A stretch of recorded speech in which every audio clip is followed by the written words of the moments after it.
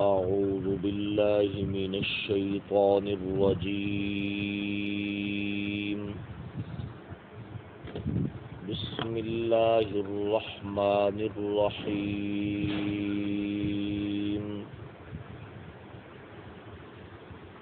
وإن خفتم ألا تقسطوا في اليتامى فانكحوا ما طاب لكم من النساء مثنى وثلاث ورباع فإن خفتم ألا تعدلوا فواحدة أو ما ملكت أيمانكم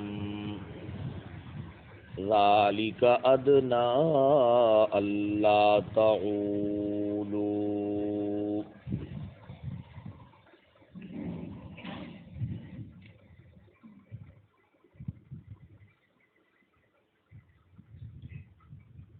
اور اگر تم کو اس بات کا احتمال ہو کہ تم یتیم لڑکیوں کے بارے میں انصاف نہ کر سکو گے تو اور عورتوں سے جو تم کو پسند ہوں نکاح کر لو، دو عورتوں سے اور تین عورتوں سے اور چار عورتوں سے. پس اگر تم کو احتمال اس کا ہو کہ عدل نہ رکھو گے تو پھر ایک ہی بیوی پر بس کرو، یا جو لونڈی تمہارے ملک میں ہو وہی صحیح. اس امر مذکور میں زیادتی نہ ہونے کی توقع قریب تر ہے.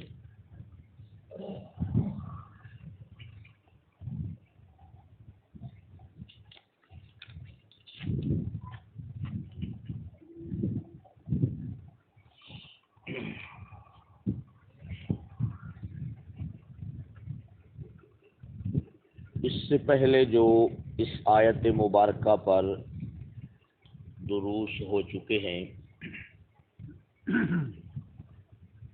ان میں آپ حضرات یہ بات سن چکے ہیں کہ معاشرے کے مرد و عورت کو حیا پر برقرار رکھنے کے لیے ان کے کردار کو پاکیزہ رکھنے کے لیے نکاح ضروری ہے، اور پھر نکاح کو پائیدار بنانے کے لیے اس عورت سے نکاح ضروری ہے ما طاب لکم، جو مردوں کو کیا ہو پسند ہو، جو طبعاً ان کو اچھی لگتی ہو اور شرعاً ان کے لیے کیا ہو حلال ہو. کل کے درس میں آپ حضرات کی خدمت میں نکاح کے بہت سارے فوائد عرض کیے تھے، دینی دنیاوی، اپنی ذات کے اعتبار سے اس کے فوائد، زندگی میں اس کے فوائد، موت کے بعد اس کے فوائد، اور ملک و ملت کے لیے نکاح کے فوائد. تفصیل سے کل کے درس میں یہ بات عرض ہو چکی ہے. اب قرآن مجید کی آیت مبارکہ کا یہ جو حصہ ہے نا کہ نکاح کر لو تم ما ان عورتوں کے ساتھ طاب لکم، جو عورتیں تمہیں اچھی لگتی ہوں، جو عورتیں تمہیں کیا ہے اچھی لگتی ہوں، جو عورتیں تمہیں کیا ہوں پسند ہوں. اس کے اوپر تفسیر بیان القرآن میں حکیم الامت مولانا اشرف علی تھانوی رحمہ اللہ نے ایک بڑا خوبصورت نقطہ بیان کیا ہے قرآن مجید کی آیت کے حوالے سے، وہ آپ حضرات کو سنانا چاہتا ہوں. جاگ رہے ہیں نا آپ سب احباب؟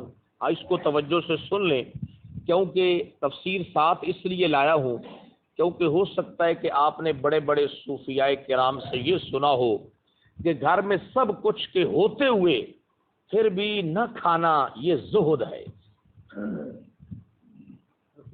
تقویٰ ہے. سمجھ آ گئی بھائی؟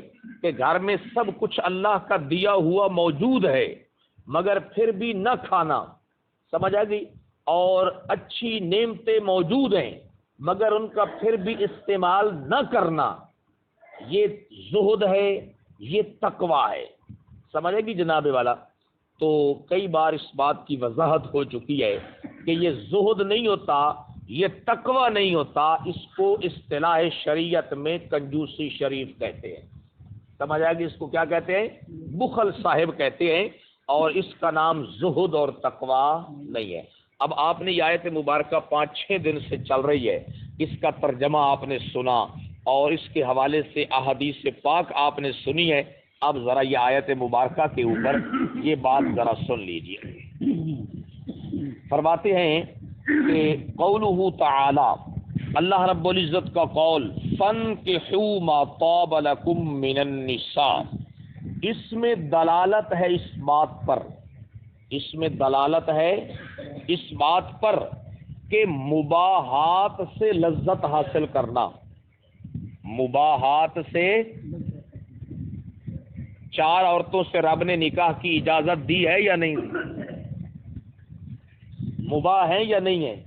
تو فرما رہے ہیں کہ اس آیت میں اس بات پر دلالت ہے کہ مباحات سے لذت حاصل کرنا اور پھر اس میں کسی قدر کثرت کرنا۔ نہیں سمجھ آ رہی؟ بھائی توجہ فرمائیں گے تو بات سمجھ آئے گی، سمجھ آئے گی؟ کیونکہ قرآن مجید جو زہد کی حقیقت بیان کر رہا ہے وہ کچھ اور ہے، جو لوگ بیان کرتے ہیں وہ کیا ہے؟ کچھ اور ہے، سمجھ آئے گی؟ حضرت تھانوی فرما رہے ہیں کہ یہ آیت اس بات پر دلالت کر رہی ہے کہ مباحات سے لذت حاصل کرنا یہ شریعت میں کیا ہے؟ جائز ہے۔ ایک آدمی کے پاس اللہ کا دیا ہوا بہت کچھ ہے اور مباح چیز ہے، اگر وہ اس مباح چیز سے اپنے لیے لذت حاصل کرتا ہے، اپنے جسم کو، اپنی روح کو سکون پہنچاتا ہے، تو یہ شریعت میں کیا ہے؟ جائز ہے۔ دوسرا جملہ کیا لکھا ہے؟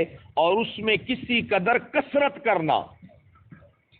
پھر یہ نہیں ہے کہ ایک بار لذت حاصل کر لی، چلو ٹھیک ہے ہو گیا جی دنیا کا حصہ، باقی اس کو چھوڑ دو، نہیں۔ قرآن کیا کہہ رہا ہے؟ 1 2 3 اور یہ 4 کس بات پر دلالت ہے؟ کہ بس تھوڑی سی لذت یا کثرت کے ساتھ؟ بولو تو صحیح یار، کثرت کے ساتھ۔ ابھی تیسرا جملہ آپ سنیں گے تو آپ حیران ہو جائیں گے۔ فرماتے ہیں اور پھر اس میں سے اچھی اچھی چیز کو منتخب کرنا۔ اس میں سے کیا ہے؟ تو وہ قرآن نے کیا کہا ہے؟ صرف 4 عورتوں سے جو تمہیں اچھی لگتی ہوں، تو جو اچھی لگتی ہوں گی کیا خیال ہے وہ ایسے ہوں گی یا چن چن کر ہوگا؟ اور بھائی یہی بات تو آپ کو سمجھانا چاہتا ہوں، سمجھا کہ قرآن مجید کے حوالے سے کہ اگر اللہ رب العزت نے کسی آدمی کو دنیا کے حوالے سے کوئی نعمت عطا کر رکھی ہے اور وہ اس کے ذریعے سے کوئی چیز ایسی ہے جس سے لذت حاصل ہوتی ہے اور لذت حاصل کرنے کی شریعت میں ممانعت بھی نہیں، اس سے مباح ہے، اس سے لذت حاصل کر سکتا ہے، پھر ایک بار نہیں کثرت کے ساتھ حاصل کر سکتا ہے، پھر چیزوں میں سے اچھی اچھی چیزوں کا انتخاب کر کے لذت حاصل کر سکتا ہے۔ سمجھ آئے گی جناب والا؟ ہاں یہ بات ہے کہ آدمی جو ہے نا، یہ تو صرف ایک عورتوں کی مثال ہے نا، جناب والا گاڑیاں ہیں اور اچھی اچھی چیزیں ہوتی ہیں جن کو حاصل کرنا مباح ہے جناب والا، وہ پھر اس میں سے کوئی آدمی یہ کہے کہ چھوڑو جی یہ کیا ہے جی بھائی، بیٹھنا ہی ہے نا گاڑی میں، بیٹھنا ہی ہے نا گاڑی میں جناب والا، بس ٹھیک ہے رکشا گاڑی کے اوپر بیٹھ جاؤ جناب والا، آپ کو لے ہی جائے گی، یہ پیسوں کا اسراف ہے۔ لیکن ایک آدمی کے پاس رب کا دیا ہوا ہے اور اچھی گاڑی کے ذریعے سفر کرنا یہ مباح ہے، پھر اور زیادہ قیمتی گاڑی ہے، تو فرما رہے ہیں کہ اس سے یہ ساری چیزیں سمجھ میں آ رہی ہیں۔ اگلے الفاظ ذرا سن لیں، پھر میں اس کی تھوڑی سی اور وضاحت کر دیتا ہوں آپ کے لیے۔ فرما اس میں دلالت ہے اس پر کہ مباحات سے لذت حاصل کرنا، مباحات سے لذت حاصل کرنا اور اس میں کسی قدر کثرت کرنا اور پھر اس میں سے اچھی اچھی چیز کو منتخب کرنا، اس میں سے کیا ہے؟ اچھی اچھی چیز کو منتخب کرنا، جبکہ افراط نہ ہو، یہ زہد کے منافی نہیں، یہ زہد کے منافی۔ جس طرح آپ کو توکل کی حقیقت پیچھے غزوہ احد کے حوالے سے سنائی ہے کہ جو جاہل صوفی ہیں، جاہل درویش ہیں، وہ کیا کہتے ہیں؟ توکل یہ ہے بس اسباب اختیار نہ کرو، اللہ پہ چھوڑ دو، یہ توکل ہے، یہ جہالت ہے، یہ جہالت ہے، سمجھ آئے گی جناب والا؟ یہاں پر بھی جو ہے نا اب حدیث پاک ذرا سنیں پہلے، پھر بات سمجھ میں آئے گی۔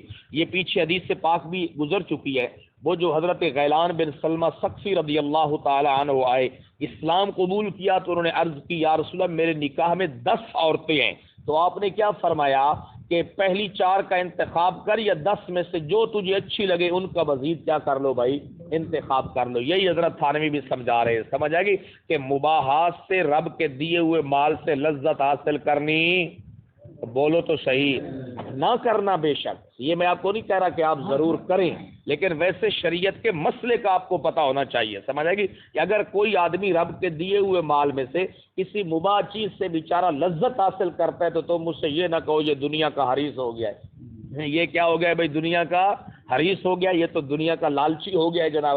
آپ یہ دیکھیں کہ اگر ایک سے زائد عورت سے اور پھر عورتوں میں سے اچھی اچھی عورتوں کے انتخاب کرنا، یہ اگر زہد کے خلاف ہوتا، یہ تقوی کے خلاف ہوتا، تو صحابہ کرام ایک سے زائد پھر نکاح کرتے؟ بولو تو صحیح یار، ابو بکر صدیق نے کیے یا نہیں کیے؟ حضرت عمر فاروق نے کیے، اور پھر سب سے زیادہ اہل بیت نے کیے۔ حضرت علی رضی اللہ تعالی عنہ نے حضرت فاطمہ رضی اللہ تعالی عنہ کے بعد 8 عورتوں سے نکاح کیا، یک کے بعد دیگرے۔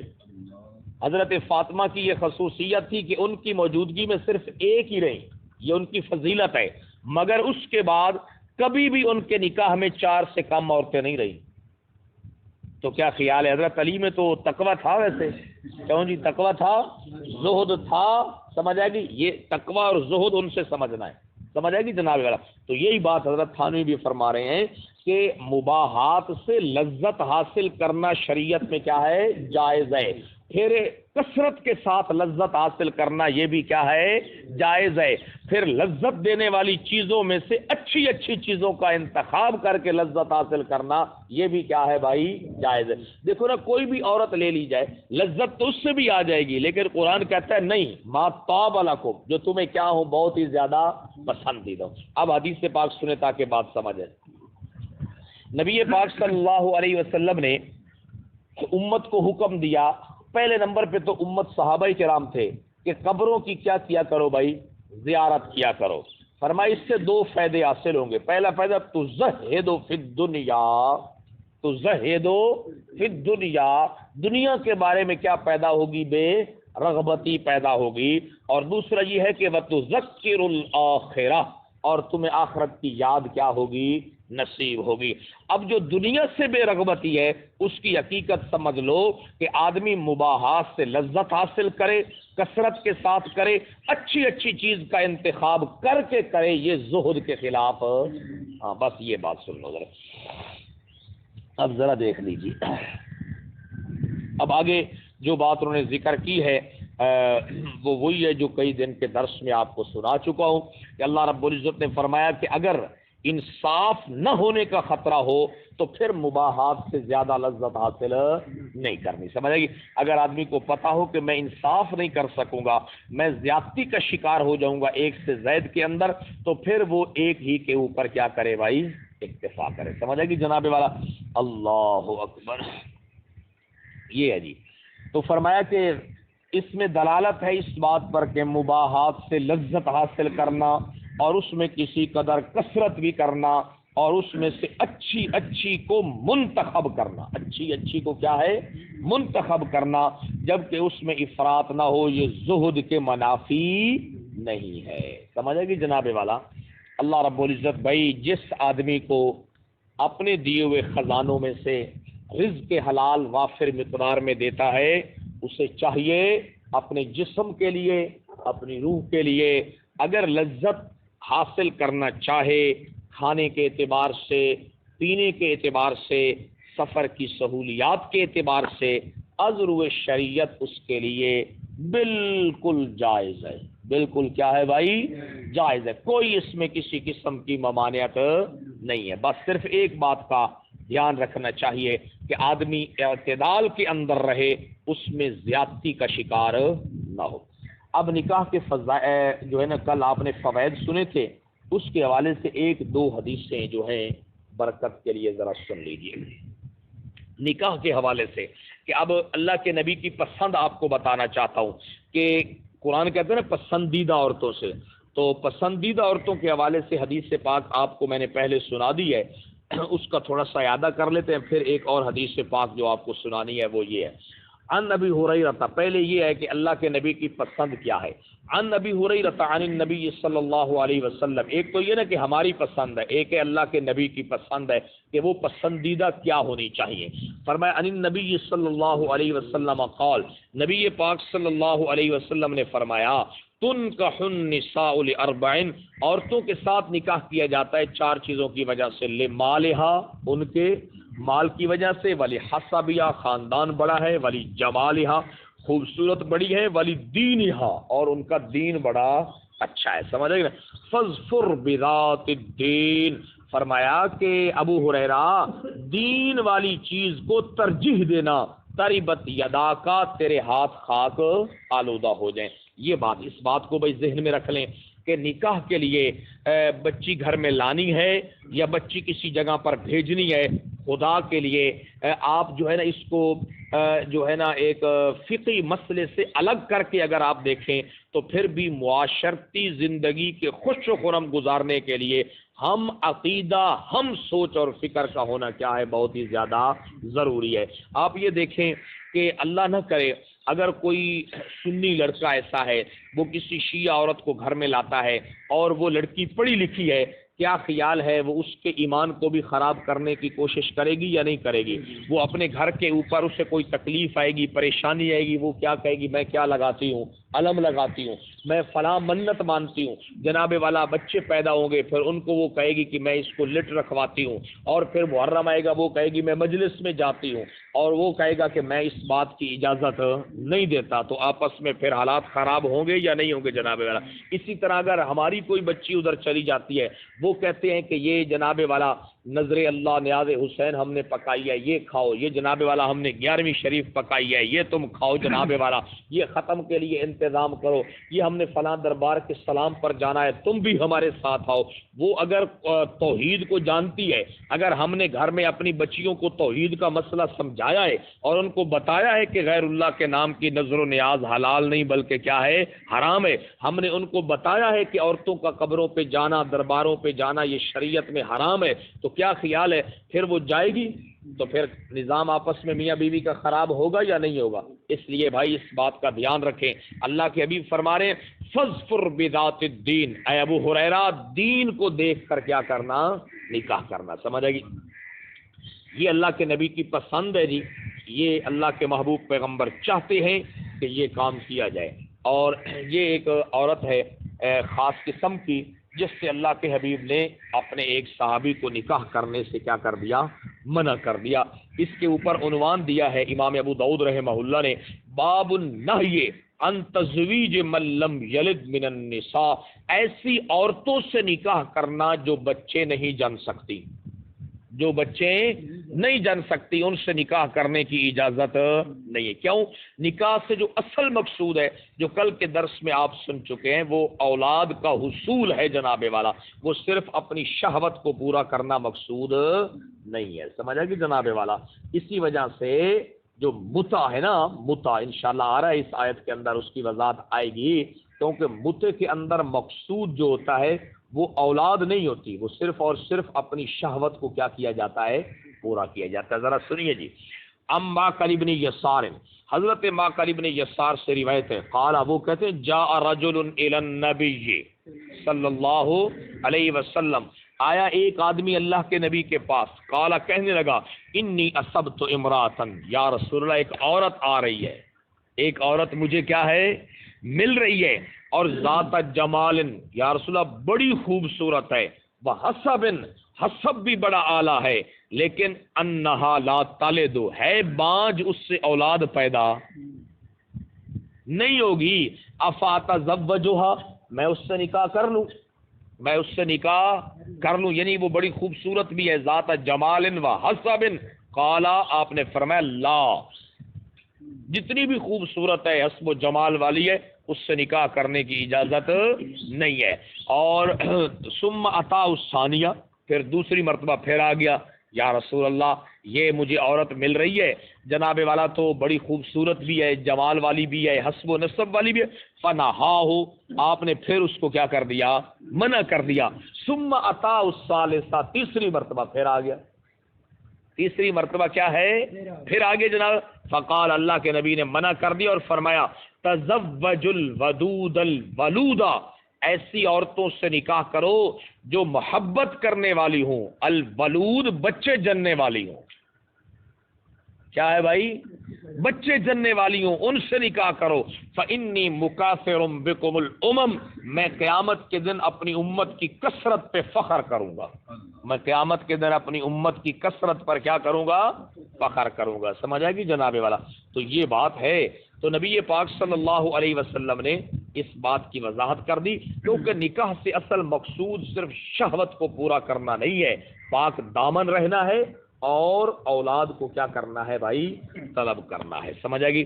ایک اور حدیث سے پاک سن لے نکاح کے حوالے سے، اس کے اوپر امام ابو داؤد نے باقاعدہ باب دیا، باب التحریض علی النکاح، کہ اللہ کے نبی نکاح کرنے کے اوپر لوگوں کو ترغیب دے رہے ہیں، اور فرما رہے ہیں، حضرت عبداللہ ابن مسعود سے روایت ہے، وہ کہتے ہیں سمعت رسول اللہ سلم یقول، اللہ کے رسول صلی اللہ علیہ وسلم کو میں نے فرماتے ہوئے سنا، من استطاع منکم الباء، جو کوئی تم میں سے نکاح کرنے کی طاقت رکھتا ہے، فلیتزوج، وہ نکاح کر لے، کیوں؟ فإنہ اغض للبصر، اس سے اس کی آنکھیں نیچی ہو جائیں گی، اس سے اس کی آنکھوں کی شہوت کیا ہو جائے گی؟ کم ہو جائے گی، جو آنکھوں میں بھوک ہے وہ کیا ہو جائے گی؟ کم ہو جائے گی۔ سمجھ آئے گی؟ نیچے ہونے کا یہی مطلب ہے، اکھا جڑی بھوک ہے نا وہ کی ہو جاسی؟ کم ہو جاسی۔ سمجھ آئے گی جناب؟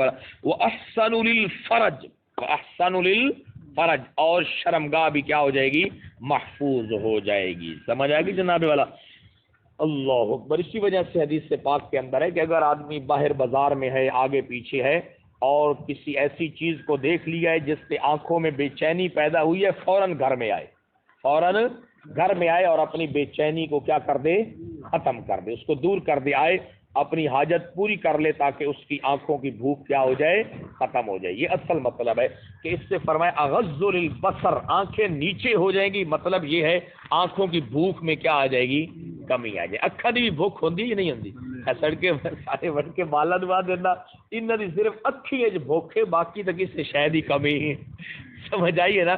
یہ آنکھوں میں بھی بھوک ہوتی ہے، اور بھوک صرف کھانے پینے کی نہیں ہوتی، عورت کی بھی کیا ہوتی ہے بھائی؟